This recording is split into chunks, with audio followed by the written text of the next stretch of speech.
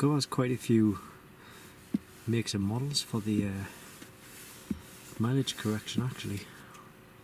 Really good. Change mileage, mile.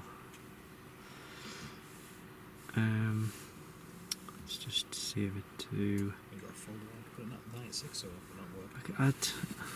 It's strange that, isn't it? I know. I don't know why it's doing. Hold on. Yeah, stick it. No, change mileage, Yeah, mile. I'll just put it back in that one.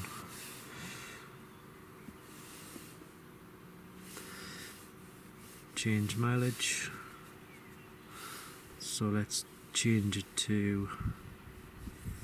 No. Well, actually, I'll just change it to 40 because we know we can change it back. Let's see how close it gets. So within 33 miles, but it's now saying 39. Pretty good.